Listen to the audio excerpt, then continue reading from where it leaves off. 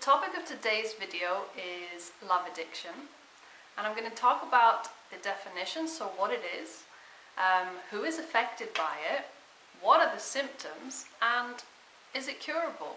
So stay tuned.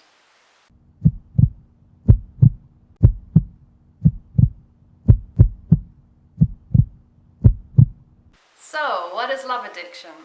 Love addiction is an unhealthy attachment to another person, to the euphoria of the early stages of a relationship.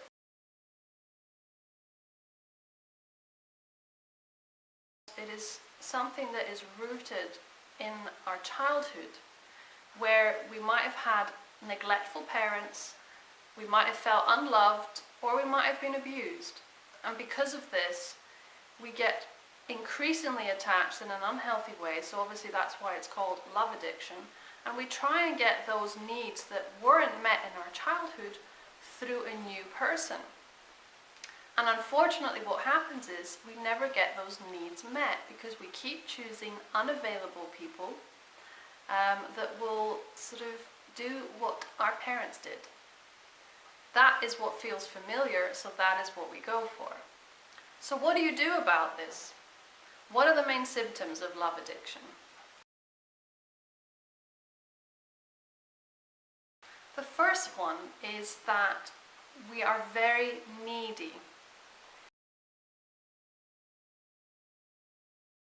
A second characteristic of a love addict is that we are not able to be on our own, and we don't find our own company comfortable.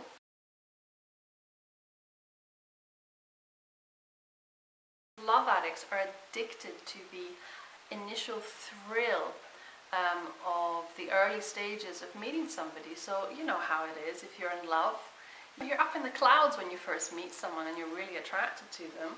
And all you can think about is that person. And yes, that's normal when you're healthy, but when you're unhealthy, this becomes obsessive. And it's quite a pathological situation where you can't do anything other than think about this person. It affects your life in a negative way. You're not able to look after yourself as well anymore. You're not able to work as well anymore, so you're very distracted. It's the same thing when you're addicted to alcohol or drugs. You have to do everything you can to get your next fix. And of course with a person that isn't always possible, because a person has their own needs, has their own wants, has their own routine. If they don't reply to you when you send them a message, you have to deal with that. So that's why it's unhealthy.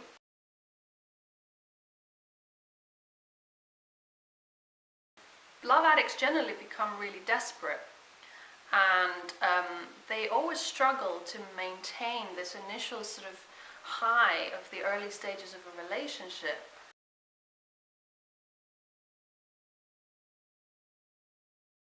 And once the relationship progresses and gets to what most people know as a deeper sort of intimacy, the love addict feels uncomfortable and anxious. So a love addict can also be quite scared of intimacy, true intimacy, where the bond in a relationship deepens.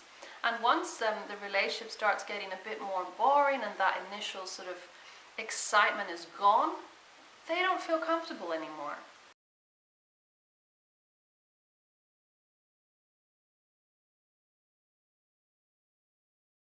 Another thing that love addicts do is that they rely on this intensity as a stress reliever.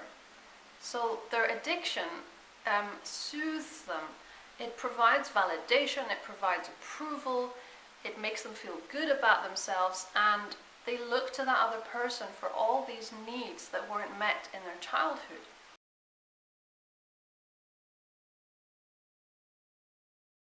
They hope that other person will love them unconditionally, will always be there for them.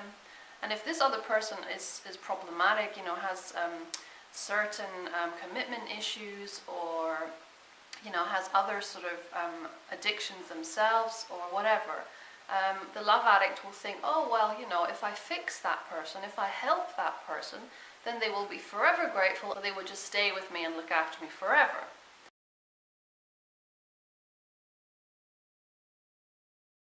But that isn't how reality works. The serious thing about love addiction is that if a love addict is obsessing over somebody and that person decides to leave them, some love addicts can actually become suicidal, and this is where it gets dangerous. About 10% of love addicts are known to be suicidal.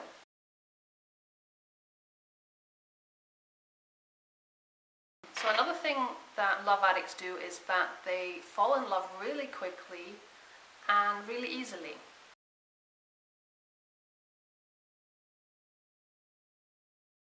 And they always mistake intensity for love.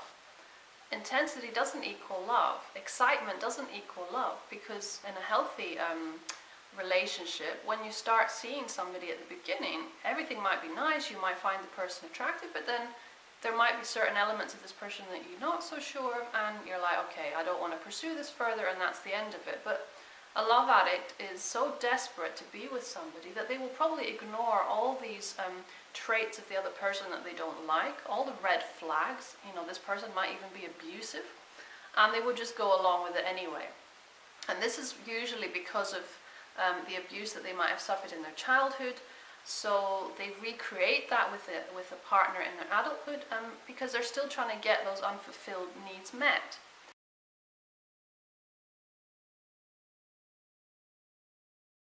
The biggest thing that I would say in love addiction is that it is curable. So, you know, there's hope. There's groups known as the Love Addicts Anonymous. These groups are quite helpful because there's other people there that are just like you that, you know, also struggle with this. And by sharing your story, it's a good way to connect. It's a good way to feel like you're not alone. But what I would say from personal experience is that it is better to find a psychotherapist or a psychiatrist who specializes in addiction, but mostly love addiction and child trauma or child abuse, because obviously that is the root of the problem. That is how somebody becomes a love addict. And you obviously have to treat the root of the problem to then treat the addiction. People that have suffered from some sort of childhood abuse or neglect usually end up having other addictions. So if they're not able to sort of have a person, if they're not able to have a love interest, then they will then use their other addictions to cope emotionally, you know, to self-soothe. So it's very important that the root of the problem is treated, and you have therapy. This is usually quite long-term. And a lot of anxiety might set in because certain things that you might do will feel new to you or different, but that is basically the process of healing. You have to grieve maybe your lost childhood, and then once you get over the grieving, you are then sort of introduced to meeting healthier people. And anyway, the process goes on. So it's very important. Therapy is very important. So yeah, that's it, guys. If you liked the video, then please click subscribe or share it on your social media. The more people it reaches and the more people it helps, and the better. That is why I do the videos. So yeah, that's it. Take care, guys, and see you soon. Bye!